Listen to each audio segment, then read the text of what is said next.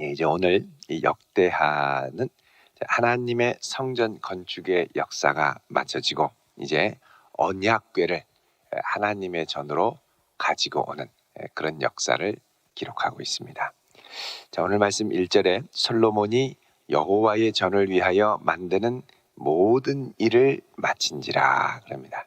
그리고 이에 솔로몬이 그의 아버지 다윗이 드린 은과 금과 모든 기구를 가져다가 하나님의 전 곳간에 두었더라. 그렇죠. 자, 하나님의 전 곳간, 하나님의 전 주변으로 이 낭실들이 있어서 거기 성전 창고에 잘 두었다. 그러니까는 다윗이 하나님을 위하여 마련했던 어마어마한 준비물들을 다 쓴 것이 아니라 그렇게 쓰고도 남았다라는 겁니다.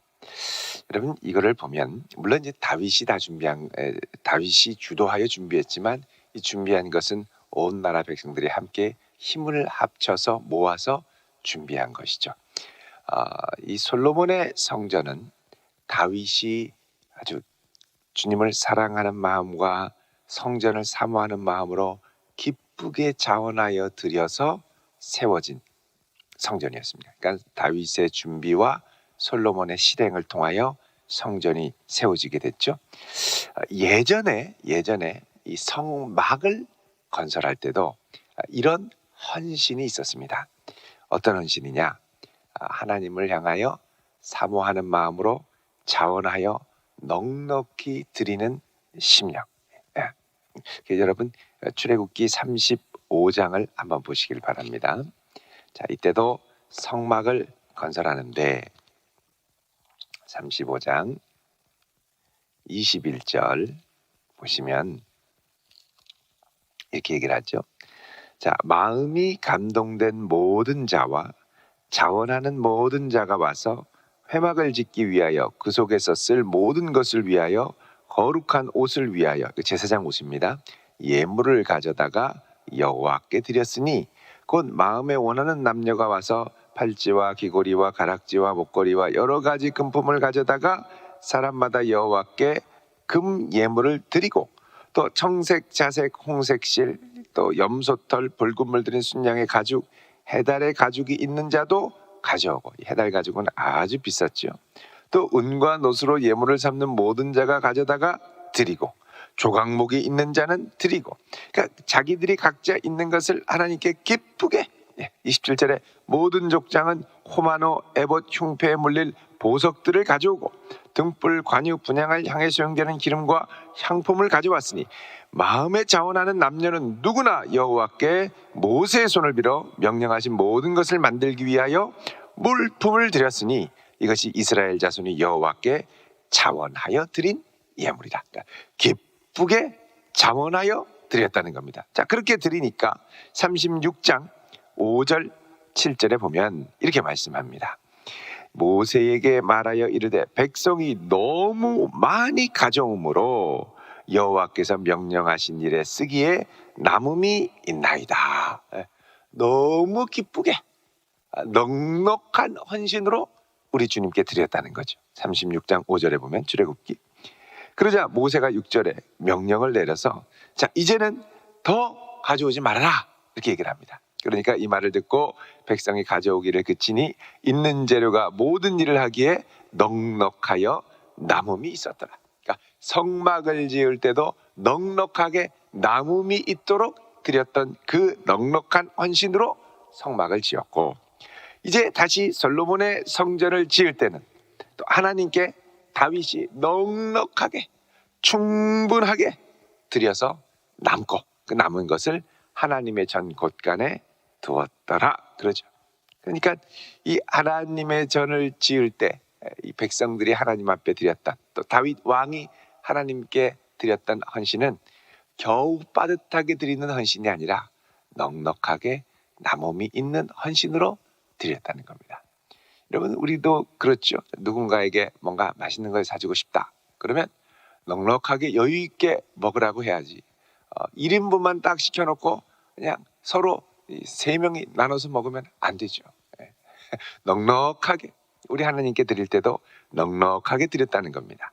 2절에 보면 이에 솔로몬이 이제 다 짓고 여호와의 언약궤를 다윗성 곧 시온에서부터 메어 올리고자 하여. 자, 다윗성은 어디냐?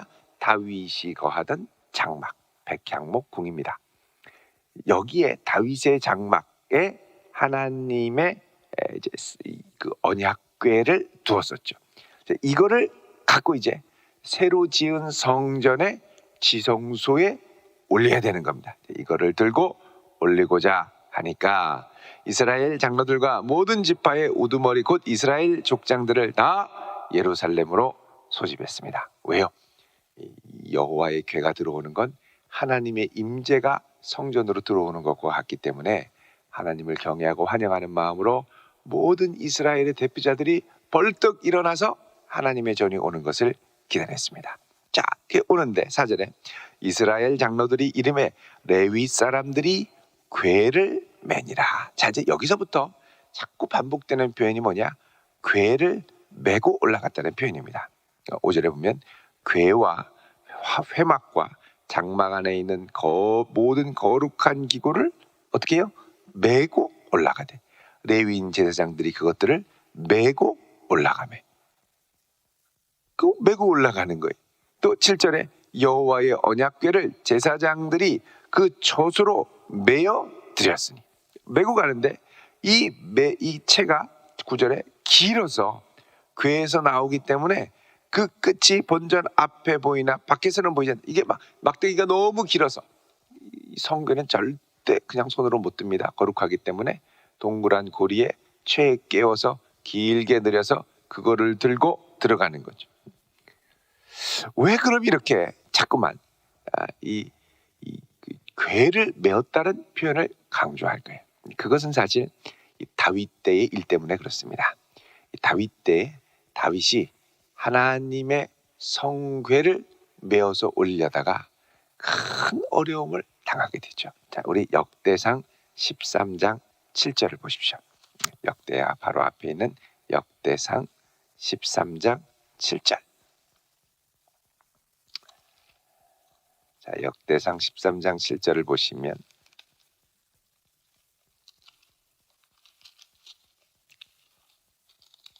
자, 여기 보면 하나님의 궤를 이제 싣고 나가는 거죠. 예. 자, 이 레위 사람들하고 다 와서 기럇 여아림으로부터 하나님의 궤를 들고 다윗의 성으로 이제 모시고 들어가려고 합니다. 근데 그때 이제 어떻게 하냐면 7절에 하나님의 궤를 원래는 메고 가야 되는데 여기 보면은 어떻게 합니까? 새 수레에 싣고. 그러니까 당시 뭐 왕이 행차하거나 하면은 이 버금수레 뭐 이런 거 수레 금수레 같은 걸로 싣고 갔는데 하나님의 임재도 세상의 왕처럼 똑같이 취급하기 위해서 막대기를 메고 가야 되는 건데 메고 가지 않고 아주 편안하게 오셔서 그리고서는 이 수레에다가 말이 끄는 수레에다가 딱 싣고 올라가는 거예요.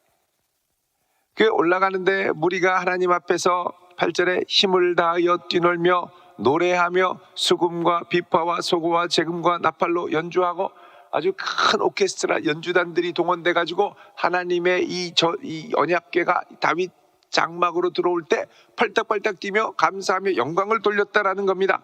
자, 이럴 때에 이 소가 기돈의 타작마당에 와서 9절에 뛰었다. 아마도 앞에서 나팔 불고 뭐 춤추고 하는 걸 보고 소가 갑자기 흥분해서 같이 팔딱팔딱 뛰었던 것 같습니다. 그래서 팔딱 뛰니까 어떻게 합니까? 이 수레가 덜컹거리고 이러니까 그 위에 세워두었던 하나님의 언약궤가 덜컹거리면서 넘어지려고 그러죠. 이거 넘어지면 큰일 납니다. 하나님의 거룩한 임재 이 안에 있는 뚜껑을 함부로 열지도 못하게 했는데 큰일 나고 재앙을 당하죠. 그래서 이 궤가 막 비틀거려서 쓰러지려고 하는 걸 제사장 우사가 화들짝 놀라서 이 궤를 손으로 잡은 거죠. 탁 못 떨어지게 이렇게 막은 거죠. 딱 막으니까 거기서 즉사를 했습니다. 10절에 우사가 손을 펴서 제사장이죠. 궤를 붙들므로 말미암아 여호와께서 진노하사 치심에 그가 거기서 하나님 앞에서 죽었더라. 그 다윗이 이것 때문에 충격을 받고 12절에 하나님을 두려워하여 이르되 내가 어떻게 하나님의 궤를 내 곳으로 오게 하리요. 그래서 다시 궤를 옮겨서 들어오지 못하게 하고 가드는 블레셋 지역인데요. 거기 오벳 에돔의 집으로 메어 가도록 했다. 그럽니다. 그래서 오벳 에돔 집에 석 달을 있게 한 겁니다. 그러니까 여러분 이게 한번 잘못됐다가 큰일 난 겁니다. 그러니까 그 다음부터는 어떻게 하냐? 절대적으로 하나님에게는 함부로 할 게 아니라 하나님이 옮기라고 하신 말씀 그대로 어깨에 메어서 옮겨가게 된 거죠. 그래서 이 하나님의 궤를, 그래서 이제 그 다음에 하나님께 이제 궤를 옮길 때는 메고 가는 겁니다. 메고 15장 보시면 역대상 15장 2절에 보면 다윗이 이르되 레위 사람 외에는 하나님의 궤를 맬 수 없나니 그러죠. 그래서 3절에도 여호와에게를 그 마련한 곳으로 메어 올리고자 하니 그 다음부터 어떻게 하냐? 계속 메는 거예요. 12절에 이스라엘의 하나님 여호와의 궤를 메어 올리니라. 그러니까 계속 메어 가는 거예요. 이제부터는.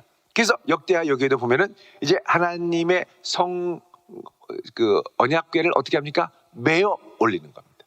하나님을 쉽게 생각하는 게 아니, 내 마음대로 통제할 수 있는 분도 아니, 하나님이 말씀하신 그대로 순종해서 하나님의 임재와 함께하는 것이 복이라는 겁니다.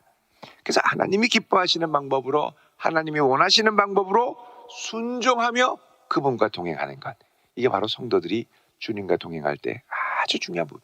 우리가 하나님을 내 마음대로 좌지우지하려고 하는 때도 있죠. 그러면 안 되는 겁니다. 하나님이 기뻐하시는 대로 들고 메고 가게 되는 거죠. 자, 그런데 10절에 보면 그 궤를 메고 들어오는데 아주 신기한, 의아한 부분이 나오는데요. 궤 안에, 하나님의 언약궤 안에 두 돌판 외에 아무것도 없으니 이것은 이스라엘 자손이 애굽 안에서 나온 후에 여호와께서 그들과 언약을 세우실 때, 시내산에서 언약을 세우실 때 모세가 호렙 시내산에서 그 안에 넣은 것이라 그럽니다. 여러분, 원래 하나님의 언약궤 안에는 우리가 알기로는 두 가지가 더 들어 있었습니다. 뭐가 들어 있었냐면 만나 항아리, 그리고 또 하나는 아론의 쌍난 지팡이, 이게 있었죠. 근데 이 다윗 때가 돼서는 다른 거는 다 없어지고 하나님의 언약궤만 남았다는 겁니다. 그러니까 만나 항아리에 만나가 뭐 부패했는지 어떻게 했는지는 모르지만 더 이상 없게 됐고, 아론의 쌍난 지팡이도 싹이 났지만 이 싹이 나도 계속 오래되면은 상하고 뭐 어떻게 될 수 있죠. 근데 그 지팡이가 없어진 거예요. 딱 뭐만 남았느냐? 하나님의 언약궤 말씀만 남은 겁니다. 그러니까 여러분, 결국 남는 건 뭐만 남느냐? 하나님의 말씀만 남게 됩니다. 우리에게 베푸신 이적과 기적과 놀라운 표징들도 우리가 믿음 생활을 해나가는 데 있어서 중요하지만 결국 남는 건 뭐냐? 하나님의 말씀만이 남는다는 겁니다. 이게 바로 하나님의 언약궤가 보여주는 중요한 상징이고, 이제 우리는 새 언약의 시대를 살고 있죠. 새 언약의 시대에는 하나님께서 이 언약궤를 어디에 두셨느냐? 우리의 마음판에 새긴다고 말씀하셨습니다. 예레미야 31장 33절에 보면 우리의 굳은 마음을 제거하고 우리의 마음에 하나님의 영으로 그 율법, 하나님의 말씀을 새긴다고 그랬죠. 그러니까 하나님의 말씀을 이제는 우리가 마음의 성령의 능력으로 모시고 새기고 사는 귀한 시대가 시작이 됐다는 겁니다. 여러분, 결국 우리가 신앙생활을 여러 가지 모양과 다양한 형태로 하지만 결국은 무엇만이 남느냐? 말씀 붙드는 것만이 남는다는 겁니다. 그래서 여러분, 끝까지 이 말씀 위에 견고하게 우리의 신앙을 세워갈 수 있기를 주의 이름으로 축원드립니다. 자, 이렇게 해서 이 하나님의 언약궤를 모셔오고 11절에 모든 제사장들이 와서 반열대로 하지 않고, 제사장은 24반열이 있었죠. 그래서 매일 이렇게 반열을 따라 매주 돌아가면서 섬겼습니다. 근데 이 반열대로 하지 않고 일주일씩에서 이제 1년에 2번씩 섬겼는데, 그렇게 하지 않고 이제 모두 준비해서 같이 나와서 찬양을 하는 거죠. 또 여기에는 특별히 제사장 120명, 12절에 보면 잘 준비한 120명, 제사장 찬양대입니다. 제사장 찬양대가 나팔 부는 자와 노래하는 자들과 함께 일제히 소리를 내어 하나님을 찬양하게 되죠. 이렇게 하나님을 찬양하며 여호와는 선하시다, 그의 자비하심이 영원히 계시도다. 그러니까 이때 어떻게 하냐? 하나님의 전에 구름이 가득한지라. 이게 뭐냐? 하나님께서 시내 산에 강림하셨던 것처럼 불과 연기와 뇌성과 이 구름으로 가득하게 임재하셨던 것처럼 이제는 어디에? 다윗 성전에, 솔로몬 성전에 하나님의 임재가 강력하게 임하게 됩니다. 그래서 찬양 중에 거하시는 하나님, 이런 놀라운 하나님의 불로 임하는 역사가 신약 시대의 교회가 시작될 때도 처음 임하게 됐죠. 어디입니까? 오순절에 마가의 다락방에 성령이 불의 혀와 같이 갈라지는 모습으로 임하게 됐습니다. 여러분, 그 불의 혀같이 갈라지는 역사는 하나님께서 모세가 시내산에 올라갔을 때 그 성전에 충만하게 임할 때 그 장로 70명들에게 임해서 막 예언하게 하지 않습니까? 그런 역사가 신약의 시대에도 일어났고, 이 솔로몬 시대는 하나님의 영이 가득해서 그때 하나님을 찬양하는 모든 이들에게 임하셔서 하나님을 기쁘게 찬양하는, 그러니까 찬송 중에 거하시는 하나님을 맛보게 된 것입니다. 그래서 이 성전에 임한 여호와의 영광이 오늘날에도 주의 이름으로 모인 성도들의 모임인 교회에 그대로 임하게 됩니다.